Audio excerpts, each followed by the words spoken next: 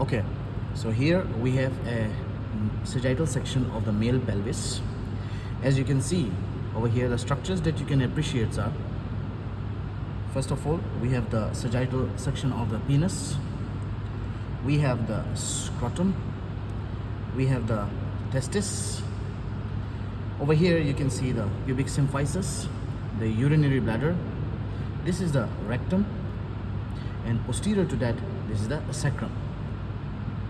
So the structure that we will see over here is the rectovesical pouch.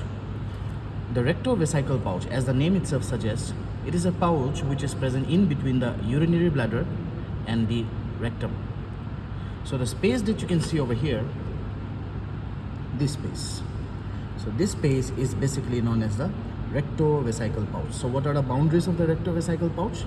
Anteriorly, the rectovesical pouch is bounded by the urinary bladder. This is the anterior boundary. Posteriorly, we are going to have the rectum. Superiorly, obviously, we have the peritoneum over here. So this pouch is known as the rectovesical pouch, which is present in the male.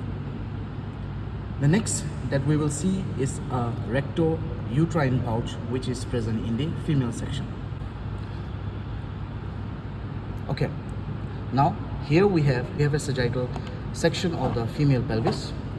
The structures that you can see over here are from posterior. You can see the sacrum. This is a sacrum. We have the coils of the intestine over here. This is the rectum.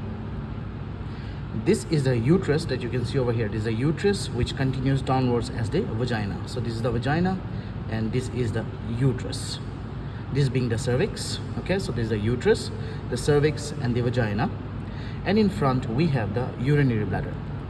In females, we have a pouch which is known as the rectouterine pouch of Douglas. So what are the boundaries of the rectouterine pouch of Douglas? You can see over here, the anterior boundary of the rectouterine pouch is bounded by the uterus. The posterior boundary is formed by the rectum. So anteriorly we have the uterus, posteriorly we have the rectum, and this fold that is forming over here, this is basically known as the rectouterine pouch of Douglas. The second fold that we can see over here is present over here. So this basically presents between the urinary bladder and the uterus, therefore this is known as uterovesical pouch.